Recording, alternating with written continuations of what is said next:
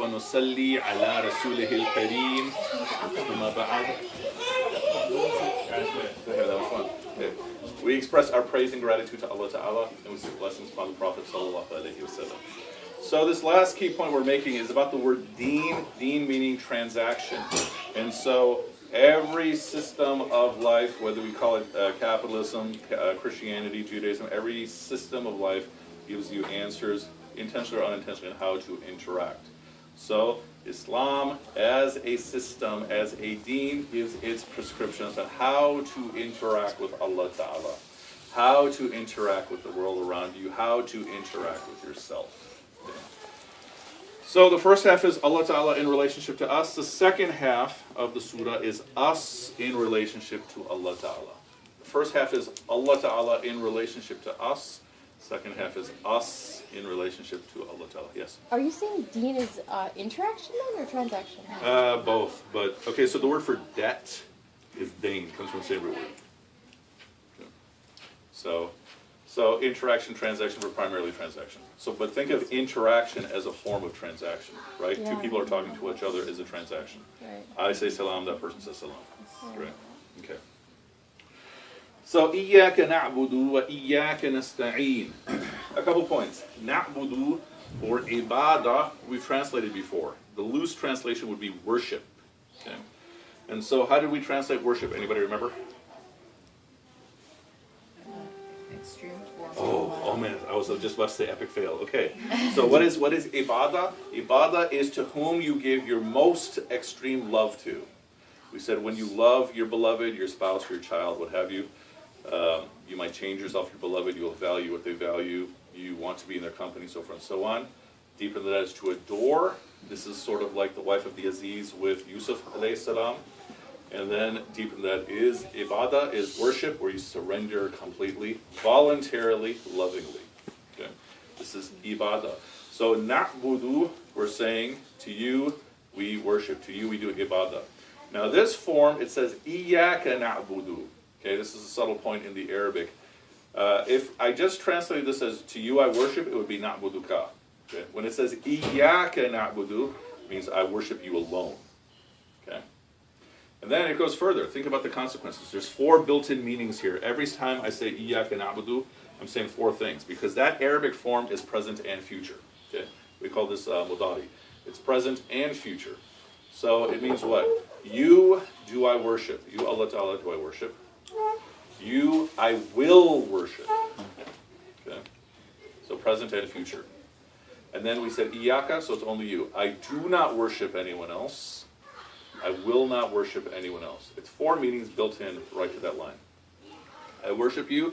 I will worship you. I do not worship anyone else. I will not worship anyone else. Okay. This is iyyaka na'budu. And if you even think about it in the flow of the surah, what was the previous ayah? Malik Yawmiddin. Your master, I'm slave. Right? If it's that way too. Okay. Okay, wait. 4 points. I worship you. I will worship you. I do not worship anyone else. I will never worship. I will not worship anyone else. Basic point is that it includes present and future. Now, what am I doing when I'm making this statement? I'm making a commitment to Allah Ta'ala. Okay. I'm making a pact. What else am I doing? I'm making a goal. This is the level I'm trying to get to. So it's both a pact, a commitment, as well as a statement of aspiration, a goal. Okay. Second half. وَإِيَّاكَ نَسْتَعِينُ. Same form. You, do I ask for help?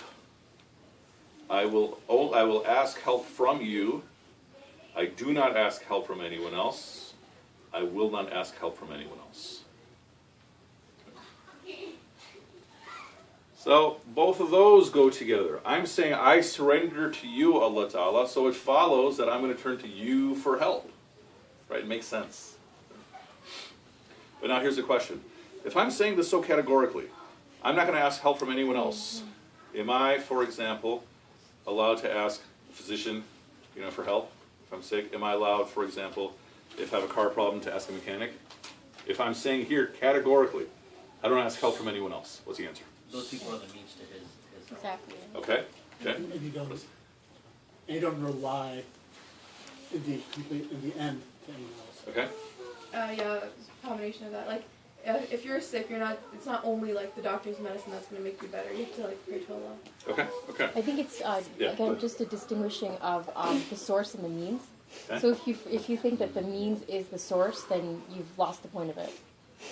Yes, okay, okay. So, think of 3 levels of faith that people are at. Okay? At the bottom would be where everything is cause and effect. And let me explain what this means. I get sick, doctor says, take this pill. I take the pill, it causes a physiological reaction, I have healing. Cause and effect. That's one level of faith where Allah Ta'ala is not even in the picture. Okay? So this is where, for example, the atheist would be. Everything's cause and effect. Okay? So that'd be the level of faith of no faith. Above that is Allah Ta'ala is the cause of everything. This is what we call Ash'ari theology. Which is what? I take the medicine, but the cure is actually up to Allah Ta'ala. Okay, so I pray to Allah Ta'ala, with this medicine, please cure me. This is what all of you are talking about. That the means, please cure me through this means, but Allah Ta'ala is the one who decides whether or not I get cured. Okay. Yes, sir? Why does Allah subhanahu wa ta'ala make the pill also like make you heal? Oh, that's a heavy-duty question. Wow. Yeah. A very heavy This question. kid. Oh my God. Okay, so he uses heavy terminology, mashallah. Okay. So how does so why does Allah Ta'ala use this as a means to provide you as a cure? What would be your answer? Because it would. The answer is it's up to him. That's basically. So the answer to why is why not? Okay. Or because. Okay. He's like, whoa. Yeah. Yeah.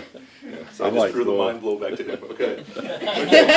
Right. Okay. So the point here is at this level of iman, I'm praying to Allah Ta'ala, please, through this person who's helping me, please make the cure happen. Okay. My car's not working, I go to the mechanic, Allah Ta'ala, please make it get fixed. But how is that different from taking like the source and threading it through the whole entire process? That's. Aren't you doing I don't that? see that as any different. That's what I'm saying. Okay, that just making Yeah. sure. Okay. Yeah. What's about this? I don't know. Isn't it like you treat everything like an interaction between you and Allah? Yeah. Okay.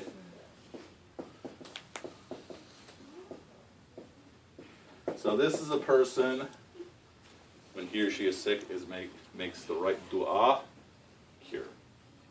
Okay. So they don't even rely upon means in the earth. So they don't pray for means, they just say, Allah do it. Yeah. But that's exactly what I'm saying, because when you're saying, let the medicine heal me, why aren't you just saying, Allah heal me, whatever the method is? I mean, I feel Okay, like two so is kind of the same thing. For 2, that would be potato. This person isn't taking any pills. He's not taking any pills. Oh, Yeah. So so the he's doctor not. is saying, take this antibiotic. He's like, I don't need the antibiotic. This person is making the right But- dua. But the thing about it is, okay. So this is like the tongue heart dua thing, right? Kind of. Sort of. So, but why does one exclude the means? Because the means is from Allah, Uh-huh. presumably. That's this level of faith. We're saying you can get to a level of faith above that. But isn't that foolish to say I'm not going to rely on? It's foolish if I just decide one day, okay, I'm only going to rely upon Allah Ta'ala, and I'm sitting there, okay, Allah, please give me a job, please give me this and that. But okay, like it's even Don't you have saying, to tire a camel? it's even saying like, what if you say all I'm going to do is ibadat, and Allah's going to take care of the fact But that Allah I'm Ta'ala not is not eating. promising me that He'll give me health if all I do is ibadah. We're saying that Allah Ta'ala, for example, if I seek forgiveness, what is Allah Ta'ala going to give me? Forgiveness. Forgiveness, what else is He going to give me? Mercy. Okay, let's open up Surah Nuh. Surah 71. Who needs a Quran? There's Qurans here. Wait, am I okay? Anybody? Surah 71, probably about 2/3 of the way.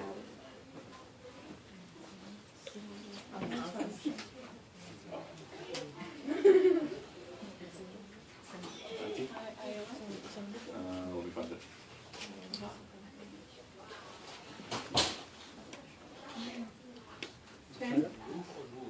No. Nuh. Surah 71. Ayah 10, asking forgiveness. Yes. Okay. So, so what's happening here? Nuh alayhi salam is giving his report to Allah Ta'ala. Okay? Right? What is the obligation of the prophets, peace be upon them? To be bashiran wa nadhira, to give good news and to give warning. about Day of Judgment. I call people to La ilaha illallah. So now he gives a report. Okay? Which ayah are we? So let's just quickly go through the whole surah Oh, really fast, okay. up to that point.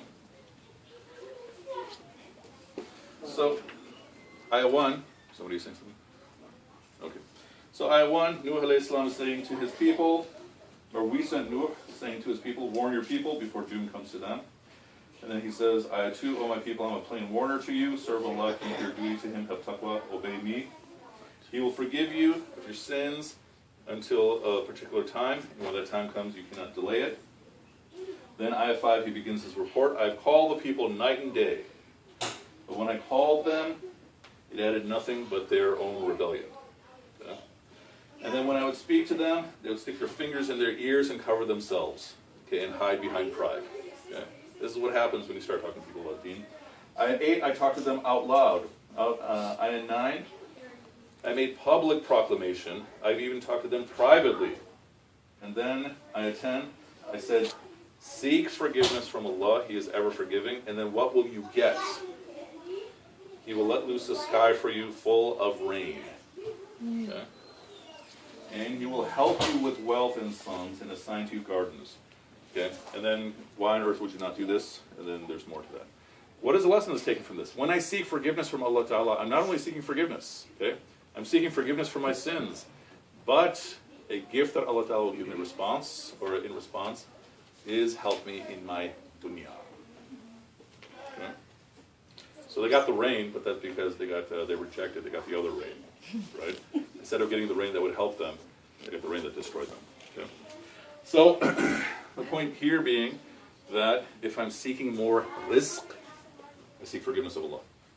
I know that you've said that like there are some people who can cure themselves like through ways of like surah Fatiha and things like that. But then also, if you think about that story, like there was a man who was drowning, and then so many people came to him. Like a guy in a ship came.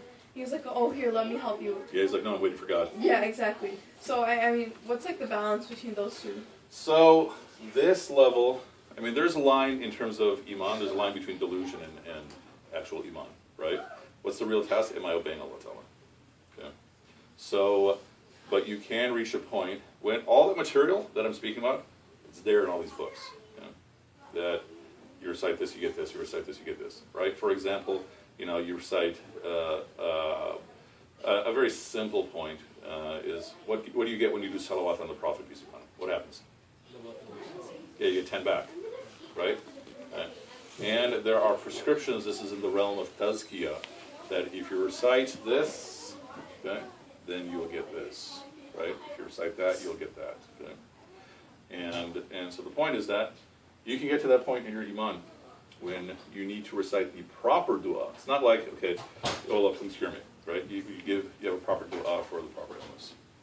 You can reach that point, okay? That's one side of Iyaka Nasta'een, which is saying what? For most of us, we're at level 2. That I am asking Allah Ta'ala, please cure me, please fix my problem through this person, through this thing. Okay? But in the context of the surah, what am I really asking? I only turn to Allah Ta'ala for guidance. That's what the surah is next about. That's what the next line is. Like no one else can give me hidayah except for Allah Ta'ala. So I can stand here and give you a zillion lessons. Okay? But it's up to Allah Ta'ala to give you hidayah, to give you guidance.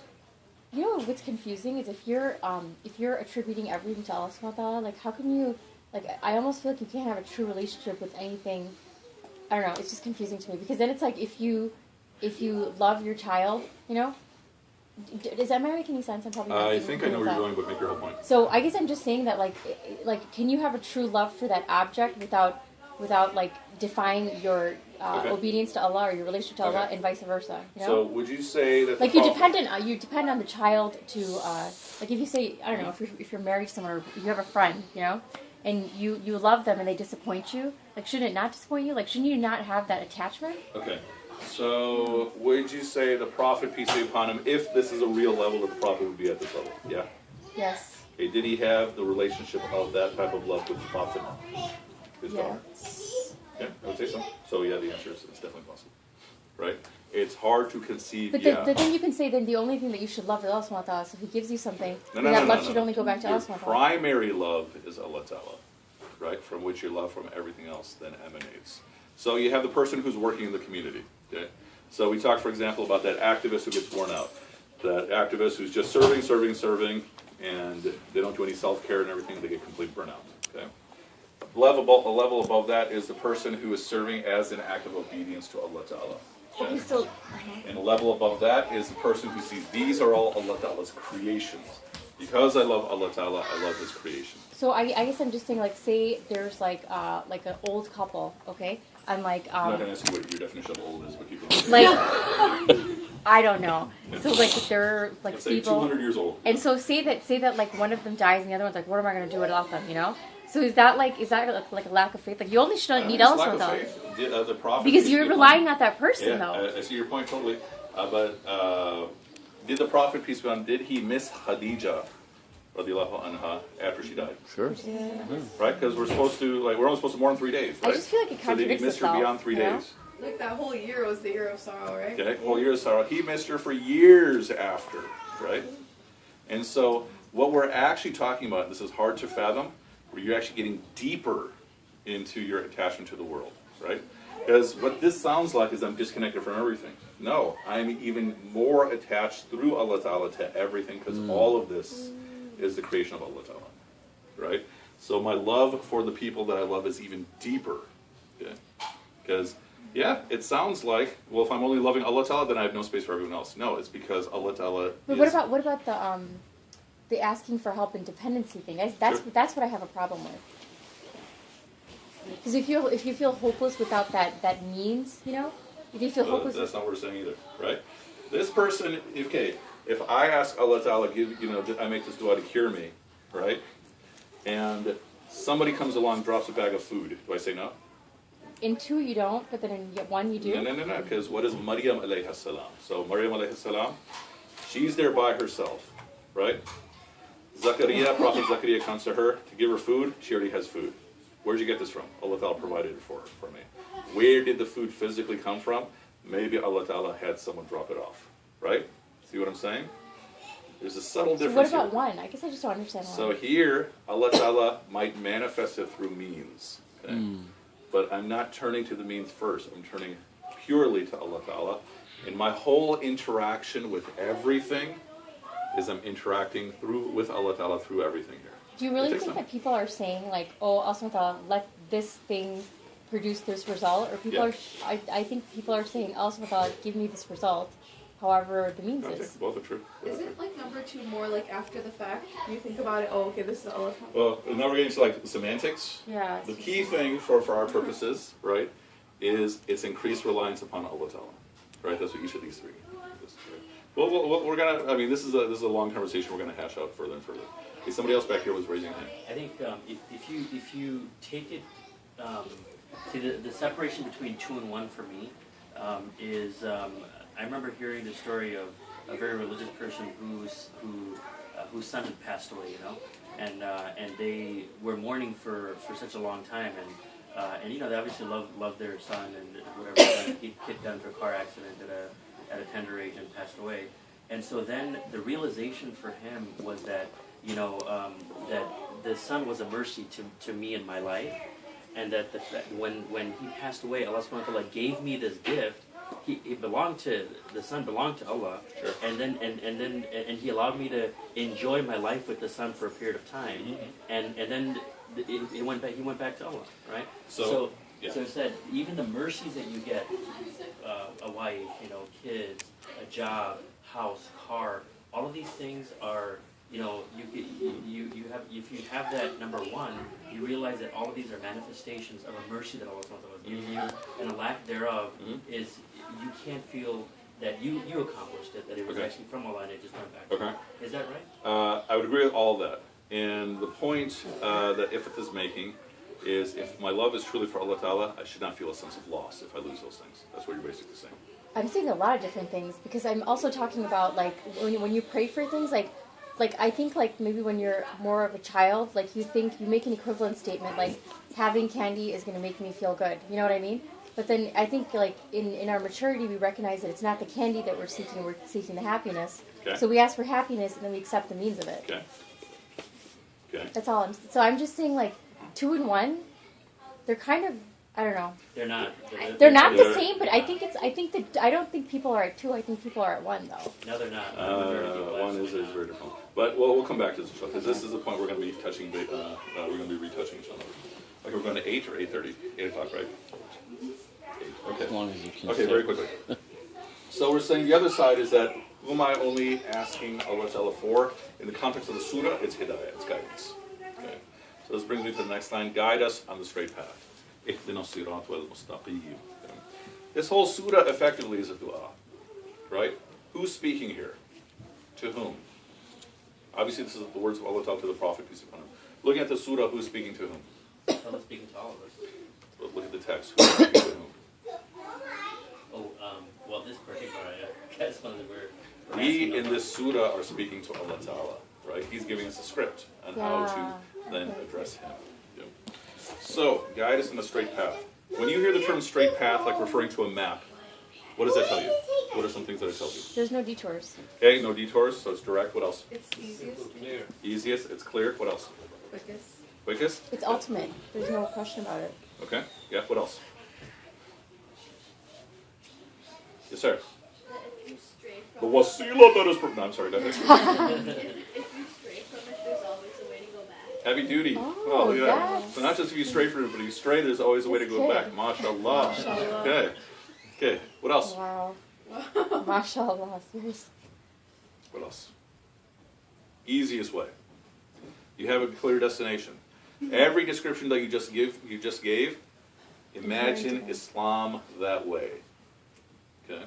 That if I'm off the straight path, my life is going to be difficult compared to being on the straight path. That when I'm on the straight path, I have a clear destination and a clear way to get there. Okay? So the point being that often when we imagine Islam, we imagine life inside Islam to be harder than life outside Islam. Okay? And if I feel that way, there's something wrong with the way I'm understanding reality or the way I'm understanding Islam. Okay? That the point, part of the purpose here is to make my life easier. Okay? This is very, very important, especially when we hand off Islam to the next generation. Because when I talk to college students and people who are younger, it's like Islam is this gigantic, horrendous thing that I can never fulfill, I can never make God happy, this and that, this and that. Right? No, you have to look at Islam as something, you really want to get to the point where you honestly see Islam as something that makes your life easier, that makes your life better, that makes your life more fulfilling. In dunya before akhirah. But I think it's easier to see it that way if you're not trying to get to the destination. Sure. No, what I'm saying is like you're not trying to say I need to be at the destination versus I need to be on the path. Because I feel like the way that it's taught to us is the way it's taught to us is we have to do everything 100%. Yeah, that's versus, the point I'm making. Versus saying that I need to be on the right path and recognize there's a destination. I think that's when you start giving up, is when you're like, I'm not doing anything right because I'm not at the destination. Because we often teach Islam that, okay, it's all or nothing. If you're not fulfilling everything, fail. Right. That is completely wrong. Okay? That is a destructive way to teach the deen. Yes, sir. If Islam is a way like to free yourself from other things like Man, this is heavy duty. Keep going. You can just feel the wasn't, right? I want I to hear can't it. even use English. Yeah, go ahead. okay, like away from like social classes and stuff Whew. like that. How old are you? Like 35? Not just to wait too long. So then why do people still feel like oppressed by, that guy's so cool, so much better than me? Ah, how would you answer that question? Okay. I want you to give me an answer for that next week, inshallah. Think about this one. It's a heavy duty question. Speech Yeah. next week. Intro. Okay. So very briefly, and we'll restart from this ayah. The first key point to take is that this is a path with a destination, and this should be making your life easier.